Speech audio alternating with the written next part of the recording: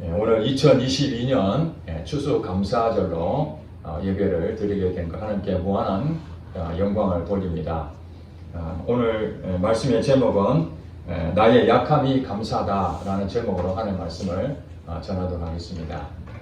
추수감사절은 물론 성경의 어떤 여러 가지 근거를 댈 수 있겠습니다만은 한국 교회가 전통적으로 추수감사절을 이렇게 해온 것은 여러분 잘 아시다시피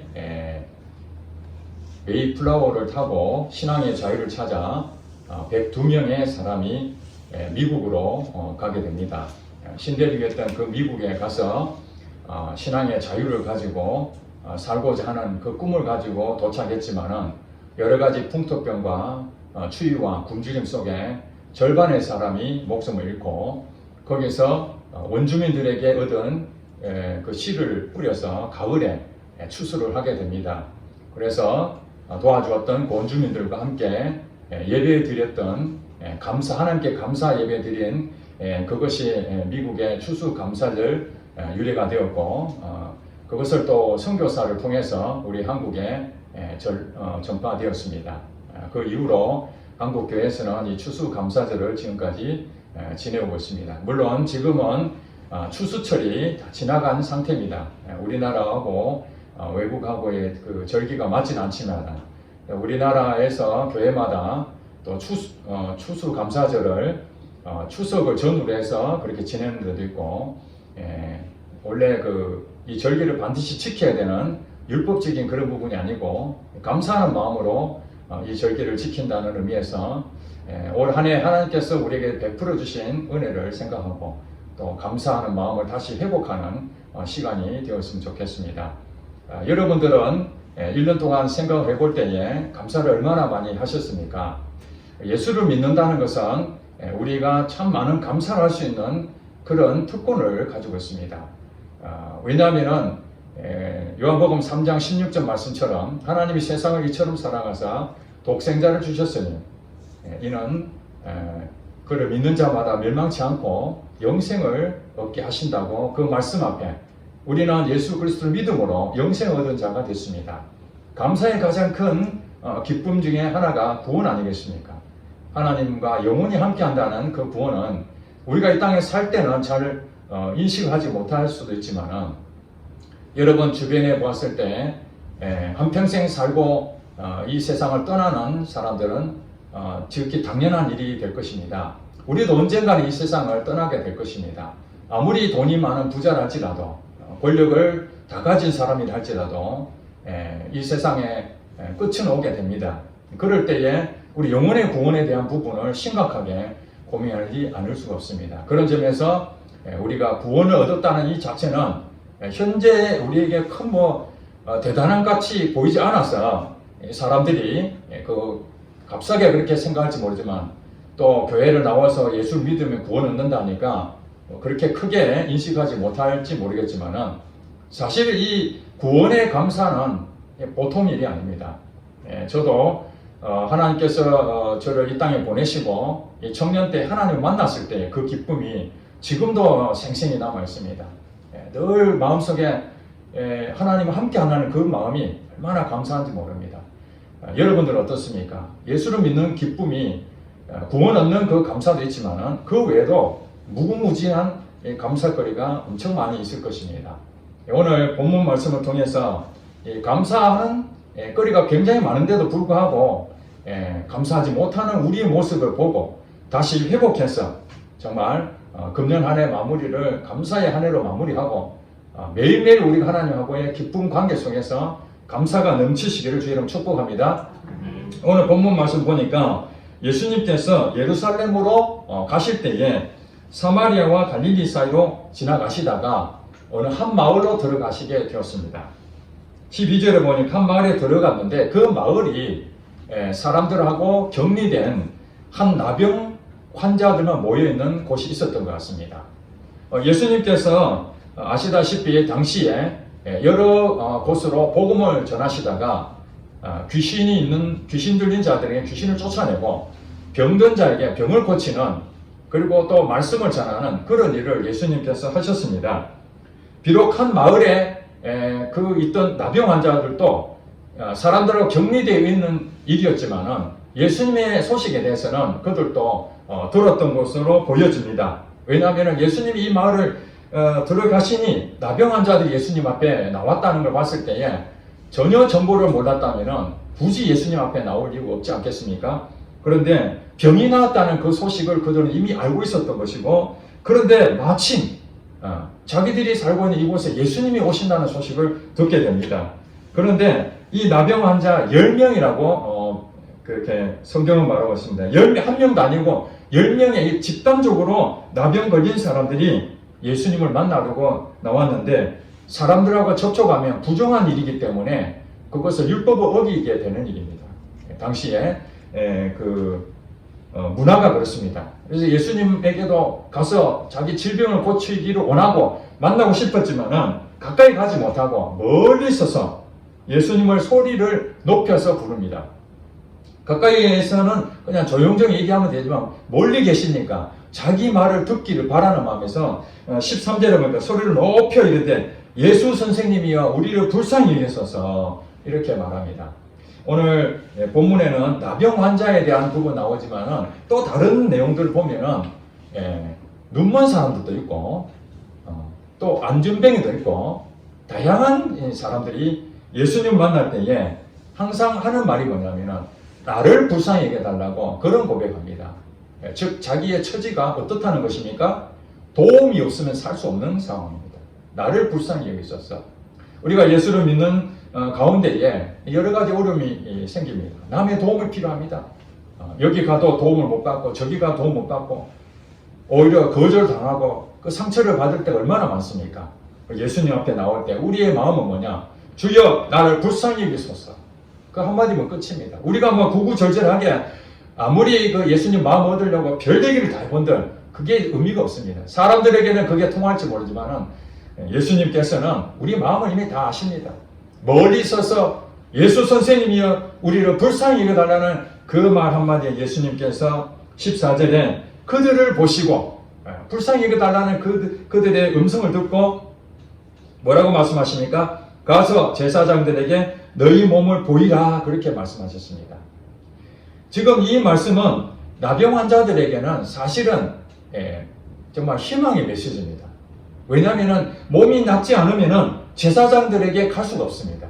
내 몸이 여전히 나병이 있는 상태에서는 제사장들뿐만 아니라 모든 사람 격리가 되어 있기 때문에 갈 수가 없는데, 제사장들에게 갈 수 있는 유일한 방법은 자기 몸이 깨끗한 것을 확인하고 야, 내 몸이 나았구나. 그러면 사람들하고 이제 관계를 맺어야 되지 않습니까? 왜냐하면 나병 때문에 부정한 질병이 걸렸으니까 구별됐지만은 이제 그 당시에 제사장들은 그것을 판단해주는 그 역할을 했습니다. 몸을 확인해보고 다 깨끗이 나았으면은 도장 찍어주는 거죠. 이제 모든 사람과 출입 가능하고 누구든지 자유롭게 만날 수 있다. 이거 받아야 되는 겁니다. 그러니까 제사장들에 가서 너희 몸을 보이라는 얘기는 믿음이 없으면 갈 수가 없습니다. 예수님에게 미쳤나? 아직 몸이 낫지도 않았는데 무슨 제사장들에 가라고 하는가? 여러분들 지난 시간까지 계속해서 우리가 배운 건 무엇입니까? 믿음이죠. 믿음. 그 믿음이 왜 필요합니까? 그 앞에 장애물 있지 않습니까? 이들의 장애물은 나병에 걸린 겁니다. 앞에 큰 산이 있는 겁니다. 그 산을 명하여 없어지게 만들려고 하는데 그게 믿음이 필요한데 그 믿음이 겨자씨만한 믿음이 필요하다고 그랬지 않습니까? 그 믿음은 어떻게 생깁니까? 들음에서 나고 그 들음은 그리스도의 말씀으로 말미암는다고 말씀했습니다. 그 예수님께서 그들에게 가서 제사장들에게 너희 몸을 보이라. 상식적으로 맞지 않았지만 예수님이 와가지고 물론 접촉하기 좀 어렵다면 멀리서라도 기도를 해준다든지 뭐 여러 가지 질병을 치유할 수 있는 여러 가지 방법들을 하고 그 다음에 내 몸이 깨끗해졌을 때에 제사장에 가야 된다는 일반 상식을 가지고 있었다 할지라도 그 생각을 다 버리고 자기 믿음을 갖는 것이 아니라 예수님의 말씀을 믿고 그들은 가게 됩니다. 그들이 가다가 어떤 일이 생겼습니까? 깨끗함을 받으리라. 그렇습니다. 우리 상식적으로 생각해서 하나님이 나를 도와주실 것은 이렇게 할 것이야. 내가 다 정해놓고 하나님 내가 이렇게 할 거니까 하나님 도와주세요. 이렇게 해가지고 안 되면은 원망하고 불평하지 않습니까? 그건 내 믿음입니다. 내가 정해놓고 하나님이 나를 도와달라고. 그런 사람이 너무나 많죠. 그때 안 됐을 때 감사가 나오겠습니까? 감사가 안 나옵니다. 내가 정해놓고 도와주면은 감사하게 생각하죠. 근데 그게 항상 그렇게 됩니까? 잘 안 될 때도 있잖아요. 그때 감사가 됩니까? 안 되지 않습니까? 오늘 이 나병 환자들은 자기 가지고 있는 생각들을 다 버리고 예수님 말씀하신 대로 순종을 했더니 가다가 깨끗함을 받은 거예요. 그럼 깨끗함을 받았으니까 당연히 이제 제사장들에 가는 것이 전혀 문제가 없는 것이죠. 만약에 안 나왔으면 제사장들이 가만히 있겠습니까? 책망을 했겠죠. 너희 몸이 지금 이런 상태에서 왜 왔느냐고 뻔히 알면서도 갔다는 것입니다. 자, 여러분들은 믿음을 가져야 되는데 예수님 말씀이 여러분에게 임하면은 예수님께서 여러분의 사인을 주시면은 그 말씀을 여러분 생각으로 제한하지 마시고 어떤 얘기든지 하나님 아멘 하고 받으시고 그대로 순종하시면은 반드시 여러분에 있는 그 문제를 하나님께서 해결하실 줄로 믿습니다. 아멘. 자, 이 상태에서 이제 10명이 다 몸이 다 나왔습니다. 할렐루야입니다. 그런데 15절부터 어떤 일이 생겼습니까? 10명이 다 나왔는데 그 중에 한 사람이 자기가 나은 것을 발견하게 된 거예요. 10사람이 다 알게 됐겠죠. 그렇지만 그 중에 한 사람도 자기가 가다가 몸이 나은 것을 피부적으로 느낀 것 같아요. 그러면서 그가 큰 소리로 하나님께 영광을 돌렸습니다. 큰 소리로. 여러분, 몸이 나았다는 것은 이들에게는 이 인생에 완전히 새로운 역사를 쓰는 겁니다. 말기암입니다. 그렇게 선포를 했습니다. 이제 당신은 3개월로 넘기기 어렵다고 했는데 하나님 은혜로 그 병원에 다시 갔더니 암이 하나도 없습니다. 다 사라졌습니다. 그 얘기가 똑같은 거예요. 그런데 어떻게 가만히 있을 수 있습니까? 난리 나지 않겠습니까? 먼저 내 자신부터 흥분이 돼가지고 야, 내가 죽을 사람이었는데 내가 다시 살아났구나. 이 소식을 가장 가까운 사람들께 전화를 하든지 만나든지 그런 마음이 생기지 않겠습니까? 10명의 사람들은 다 그랬을 것입니다. 표현을 안 했을 뿐이지 자기 몸이 나았다는 것을 생각할 때 정말 너무너무 감격했을 것입니다. 그런데 이 한 사람은 큰 소리로 야, 나 나았구나 하고 취해 있는 것이 아니라 하나님께 영광을 돌렸다. 하나님께. 자기가 몸이 왜 나았는지를 깨달은 거죠. 노력으로 나은 게 아니라 병원에 가서 치료받아 나은 것이 아니라 오직 하나님의 전적인 은혜로 자기가 나았다는 걸 알게 됐습니다. 그래서 하나님께 영광을 돌린 겁니다. 하나님 감사합니다. 하나님 감사합니다. 이렇게 큰 소리로 외쳤다는 겁니다. 그런데 다른 사람들은 지금 어떻다는 겁니까? 나은 것에 대한 취해서 감격해 할 수는 있지만은 야, 내 몸이 나았구나 이렇게까지는 할 수 있을지 모르지만은 큰 소리로 하나님께 영광을 돌리지 않았다는 얘기죠. 이게 오늘 본문의 15절의 말씀이 그런 얘기를 왜 따로 했겠습니까? 안 그랬으면 10명이 다 자기가 나은 것을 보고 다 큰 소리로 하나님께 영광을 돌렸다 이렇게 해야 되는데 그 중에 한 사람만 이렇게 했다는 것입니다. 여러분, 우리가 하나님 은혜를 깨닫고 그렇다는 것은 보통 일이 아니지 않습니까? 그런데 하나님 은혜를 깨닫게 되면 감사가 나옵니다. 하나님 은혜하고 감사는 완전히 밀접한 관계가 있습니다. 하나님 은혜를 깨닫지 못하면 감사가 안 나옵니다. 하나님 은혜를 깨닫는 그 순간에 감사하구나. 그런데 이 감사라는 것은 그냥 감사합니다 이렇게 마음으로 생각할 뿐만 아니라 이 감사는 사실은 하나님 은혜에 대한 외적 표현입니다. 하나님이 나를 이렇게 병을 치유해 주셨구나 하는 그 마음에 대해서 표현하는 것이 감사합니다. 감사하는 것이 표현하는 거죠. 우리가 살면서 야, 감사하다. 부모님에 대해서 감사하다. 우리 배우자 때문에 감사하다. 우리 자녀 때문에 감사하다. 우리 직장의 그 사장님 때문에 감사하다. 여러 가지 감사할 게 많지 않습니까? 근데 자기 혼자만 알고 있으면 무슨 의미가 있겠습니까? 감사라는 것은 표현하는 겁니다. 감사합니다. 이렇게 표현하는 거죠. 그런데 이게 감사하는 사람이 10명 중에 한 사람밖에 없는 거예요. 이게 소수라는 거죠. 모두가 이런 상황에서 감사할 수 있는데 하나님 은혜를 깨닫지 못하면은 이 한 사람 말고는 감사를 안 하는 거예요. 9명은 뭐 했다는 겁니까? 감사하지 않았다는 거죠. 여러분들 여기 본문의 내용을 잘 생각하면은 똑같이 예수님 앞에 나왔습니다. 그들은 똑같이 큰 산을 가지고 있었습니다. 동일합니다. 동일해요. 상태가 똑같습니다. 그런데 똑같이 다 치유를 받았습니다. 누구는 치유받고 누구는 안 받고 이게 아닙니다. 똑같이 치유를 받았습니다. 똑같이 믿음을 가졌습니다. 그래서 결과적으로 하나님께서 은혜를 베풀어 주셨습니다.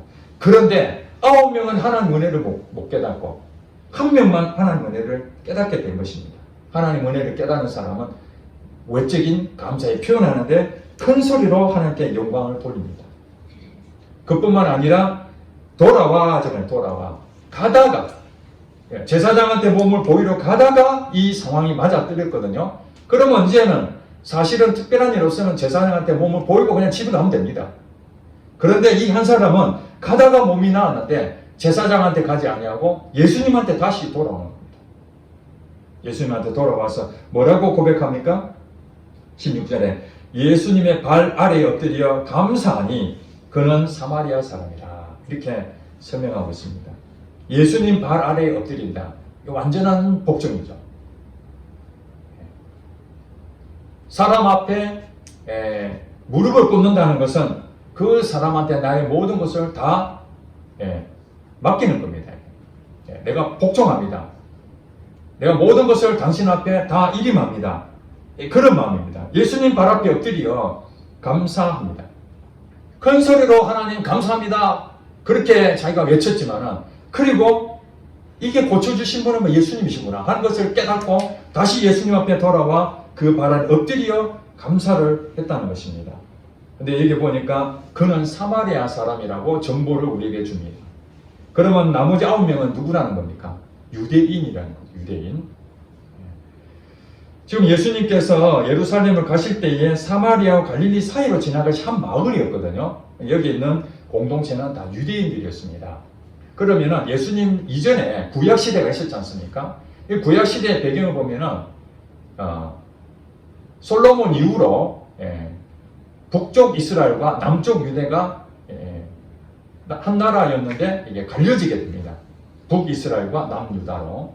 그러면서 이 북이스라엘은 나중에 아수르라는 나라에 멸망을 당하게 됩니다.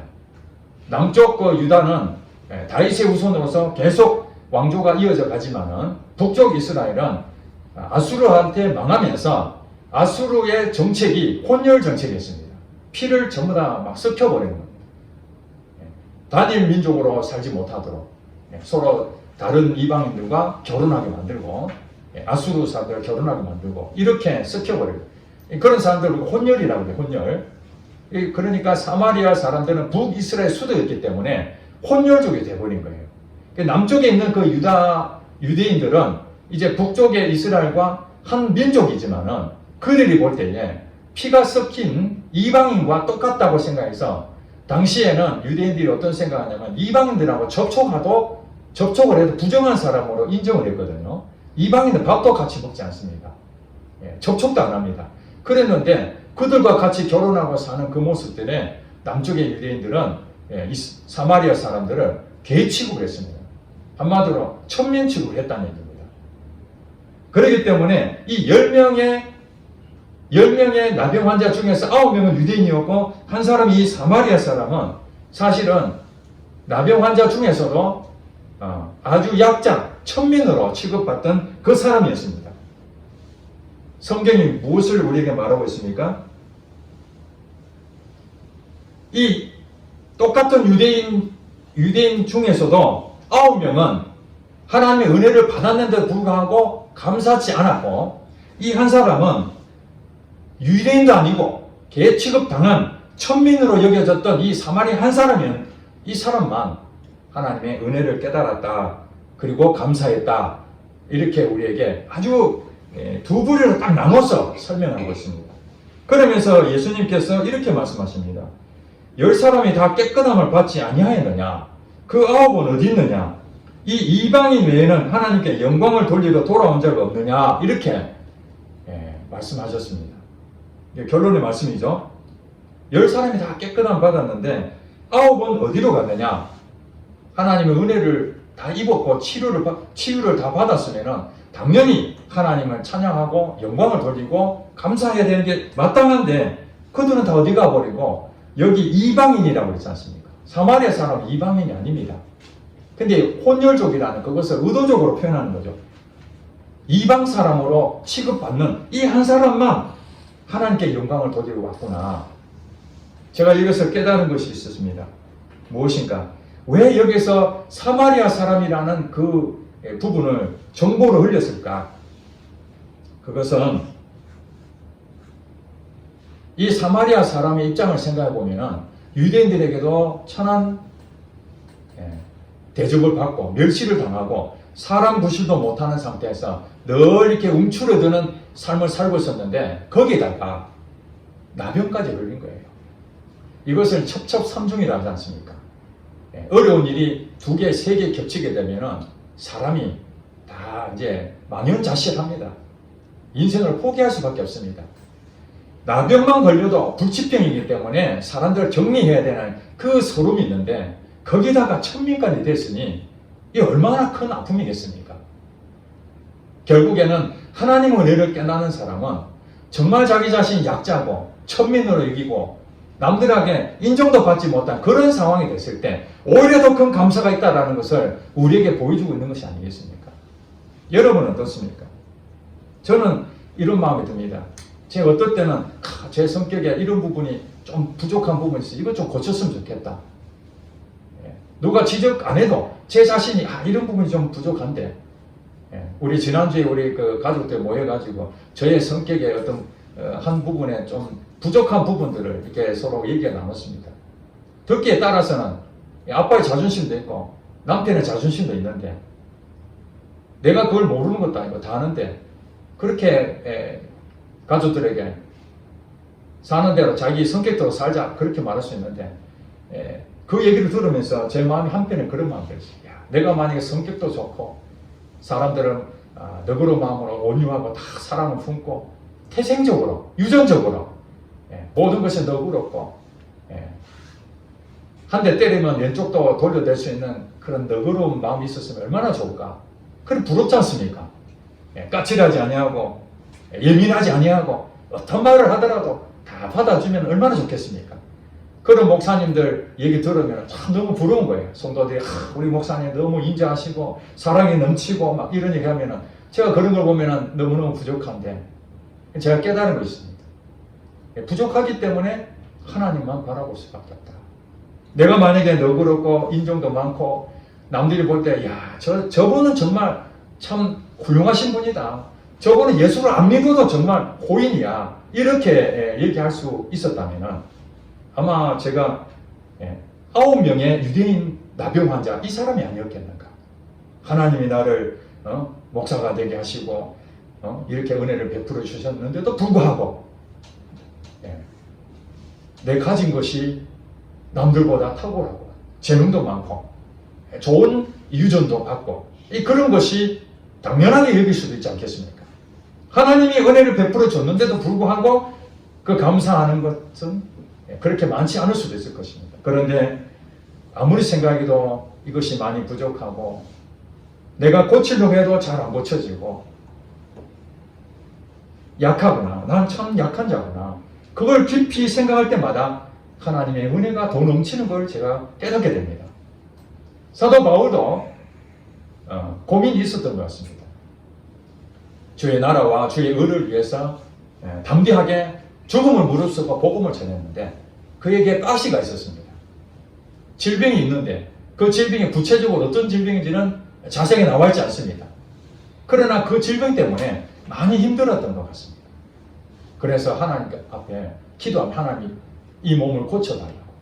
몇 번을 했다고요? 3번이나. 이 3번이라는 것은 그냥 1번, 2번, 3번 이 의미가 아니고 내가 나올 때까지 간절한 마음으로 믿음을 가지고 구했습니다. 오죽하면 그렇겠습니까? 한 번도 아니고 여러 차례 고쳐줄 때까지 믿음으로 인내하고 기도했는데 하나님께서 네 은혜가 네게 족하다. 너의 약함 가운데 오히려 더 강해진다. 이렇게 말씀하시고 그 뒤로 사도 바울은 내 몸을 고쳐달라고 기도한 적이 없습니다. 왜 그렇습니까? 자유함을 못 얻었습니다.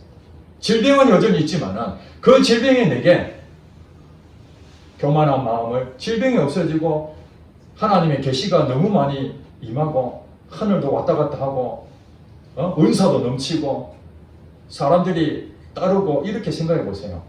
대단한 사람 아닙니까? 그런데 나의 질병 때문에 내가 교만하지 아니하고 겸손할 수 있는 것이라는 것을 생각할 때 이것이 나의 하나님 주신 은혜구나 생각하니까 그뒤부터 기도할 필요가 없는 거예요. 왜냐하면 이거 없어지는 순간 자기는 교만한 마음이 생긴다는 걸 알게 됐잖아요. 그래 내가 약함을 자랑하노라. 사도 바울이 뭘 얘기합니까? 나의 약함을 자랑하노라. 여러분이 가지고 있는 약점, 약한 거 그거 남들이 볼 때, 세상 사람 볼 때 수치고 부끄럽고 감추고 싶고 그런 마음이 들지만 오히려 하나님께서는 그것이 너에게 은혜다. 너의 약함이 오히려 너를 겸손하게 만드는 것이야. 그걸 깨닫게 될 때에 하나님 감사합니다. 여러분 생각해 보세요. 내가 많이 가지고 있는 상태에서 하나님 만나기 쉽겠습니까? 나의 가진 재산 다 잃어버리고 빚더미에 앉았을 때에 어디 가서 좀 도와달라고 해도 외면하고 돌았을 때에 하나님의 능력자시니까 하나님은 공급자시니까 하나님은 정말 모든 것을 다 갖고 계신다는 소문을 듣고 여러분 앞에 딱 그거 오면은 그냥 가만히 있겠습니까? 예수 선생님이여 나를 불쌍히 여기소서 이렇게 나병 환자가 외친 것처럼 여러분도 그러지 않겠습니까? 예수 선생님이여 나 지금 빚더미에 앉았습니다. 내 이 어려움을 도와주세요. 그러지 않겠습니까? 또 나병은 아니지만 여러분 정말 아무리 고치고 싶어도 못 고치는 그 병이 있으면 예수 선생님이여 나를 불쌍히 여기소서. 예수님이 안 계신다면 여러분들은 의미가 없겠지만 예수님이 살아계시고 예수님이 능력자라는 것이 분명히 믿어진다면 예수님 앞에 나와서 예수님 나를 좀 도와달라고 하지 않겠습니까? 오늘 이 시대에 예수님이 복음을 우리 온 세상에 다 전해줬습니다. 저도 그걸 받았고 여러분도 받아서 여기 왔습니다. 여러분이 복음을 받아들일 때에 물론 모태신앙으로 기독교 문화에서 잘하신 분도 계시겠지만 하나님에 대한 그 소식을 듣고 야 내가 가진 게 많은데 굳이 교회 갈 필요 뭐 있어? 나 몸이 건강한데 무슨 필요 있어? 역발상으로 생각한다면 오늘 여기 나병 환자 10명이 만약에 건강했다고 생각해 봅시다. 몸이 하나도 아픈 적이 없어요. 예수님이 오셨습니다. 그게 내하고 무슨 상관이 있습니까? 나는 몸이 건강합니다. 예수 선생님이 나를 불쌍히 여기소서 이 고백이 나오겠습니까? 절대 나올 수가 없습니다. 예수님이 오셨다는데 어떤 분인가 궁금할 수는 있지만 예수님 앞에 쫓아나와서 나를 불쌍히 여겨달라고 간절한 마음으로 외치지는 못할 겁니다. 왜 그렇습니까? 건강한 사람에게는 의원이 쓸데가 없다고 그러잖아요. 병든 자라야 의사가 필요한 것처럼 예수님 이 땅에 오신 것은 죄인을 부르러 오셨지 의인을 부르러 오시지 않았다고 예수님 말씀하신 것처럼 우리가 세상을 살면서 돈도 많이 벌고 건강하고 지위도 높고 물려줄 유산도 많고 자녀들도 공부도 잘하고 세상사를 봤을 때 참 부럽다. 그것이 우리의 소망이 될지는 모르지만 그것은 이 세상에 가지고 있는 가치지 하나님의 세계는 그게 아닙니다. 내가 왜 이렇게 연약하지? 왜 이렇게 부족한 거야? 내 한쪽에는 잘하는 게 있지만 이쪽은 너무 못해. 남들이 볼 때 나를 뭐라 하겠어? 이런 아킬레스건들이 하나씩 있을 것입니다. 그거 왜 하나님 주셨게요? 바로 오늘 사마리아 사람이라는 그 얘기입니다. 10명 중에 나는 그래도 이 정도면 치유받을 수 있고 예수님이 나를 고칠 수 있지. 그래 내가 교회 열심히 다니고 봉사 열심히 하고 좀 하나님 앞에 내가 헌신했으니까 내 병을 하나님 치유해 줄 수 있겠지. 어떤 그런 개념이 아니라는 거예요. 그건 당연한 얘기겠죠. 하나님 내가 한 것이 있으니까 하나님 내한테 이만큼 해주는 건 당연하게 생각했죠. 그러나 여기 사마리아 사람은 당연하게 할 만한 능력도 없는 거예요. 아무것도 없습니다. 우리 조선시대에 백정이라고 아시죠? 직업 백정. 소 잡는 사람입니다. 잔치하고 그럴 때에 소를 잡는 그런 백정인데 7대 천민 가운데 한 지위가 신분이 바로 백정이었습니다. 다른 천민들은 그래도 나이가 들면은 뭘 우리가 말하는데 그 갓을 쓴다 그러죠. 갓. 어른 남자가 되면 갓을 쓰는 것이 어른이라는 느낌을 갖습니다. 그런데 이 백정은 갓도 쓸 수 없는 천민 중의 천민이었습니다. 나이가 70, 80 된 이 백정이 길거리 가다가 어린아이 같은 그 양반이 지나가면은 극존칭하고 길을 비켜주고 허리를 구부려 절을 하고 그렇게 평생을 그렇게 살면서도 그 자녀들에게 백정이라는 지위를 또 물려주는 대대로 백정이 되는 이게 어떻게 사람이라 할 수 있습니까? 바로 오늘 나병 환자이고 사마리아 사람이 조선시대를 말하는 백정과 같은 사람이었습니다.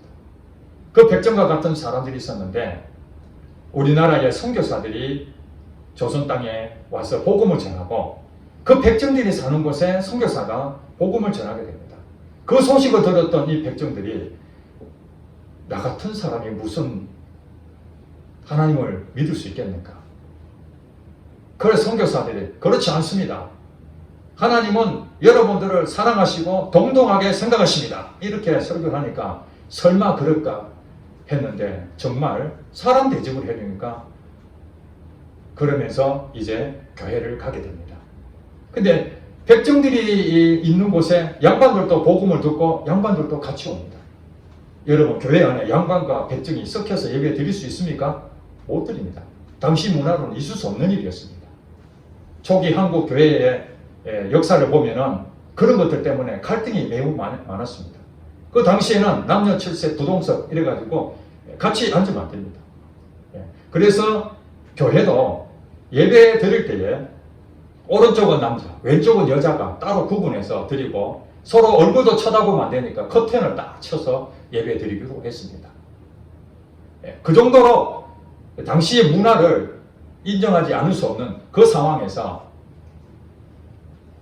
양반과 백정과 서로 함께 예배 드린다는 그거는 상상도 못한 게 이게 하나님께서 그들을 사랑하시사 백정도 사람답게 하게 된 것이죠.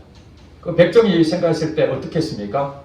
양반이 하나님을 만난 구원의 기쁨도 크겠지만은 백정이 하나님을 통해서 만난 그 기쁨은 엄청날 것입니다. 바로 이 사마리아 사람이 그런 마음을 가졌다고 보여집니다.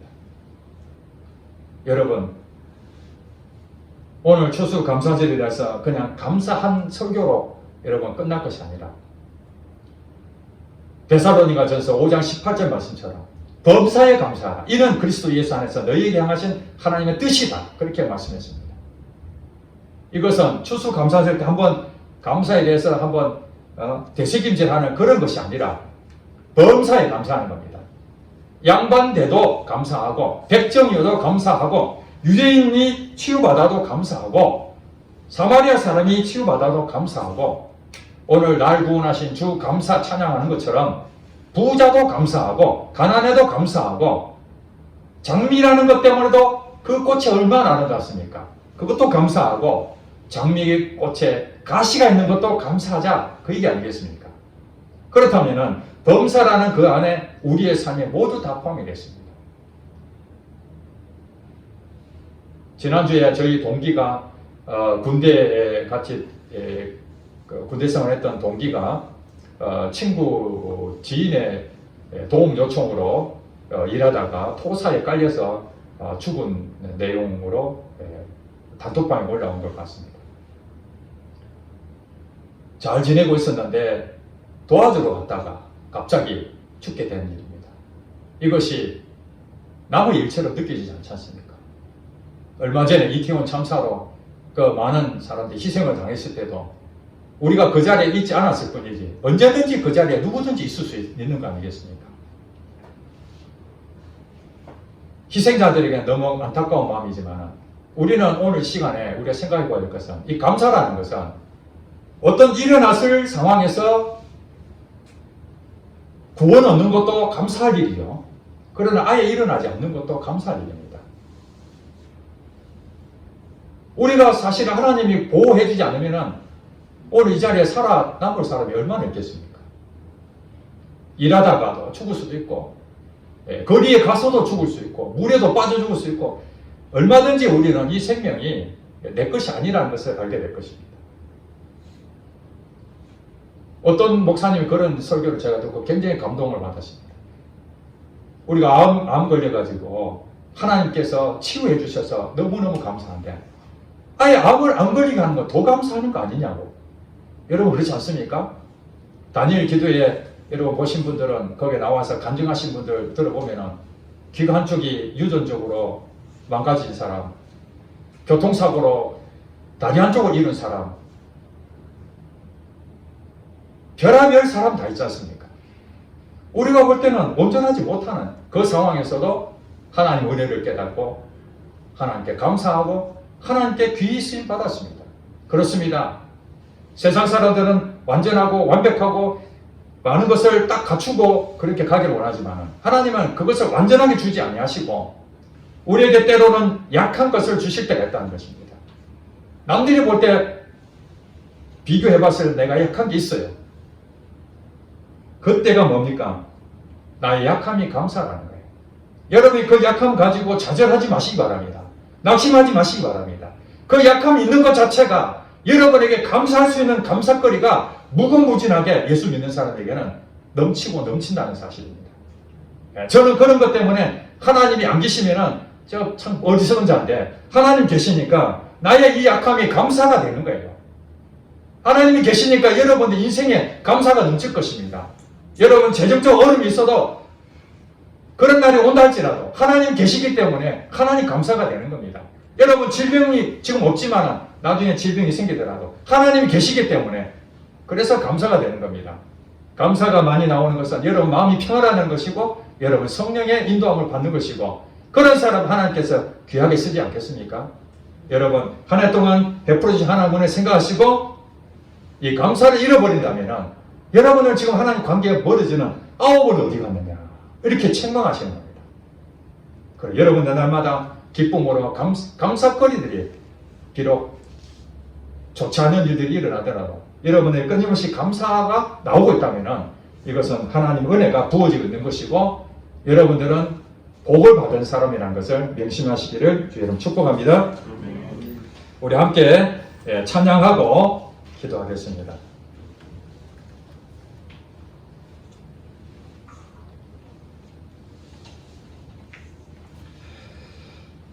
감사는 하나님의 은혜를 깨달으면 감사가 됩니다. 하나님 은혜를 주셨는데도 불구하고 깨닫지 못할 때 불평불만이 생기는 거죠.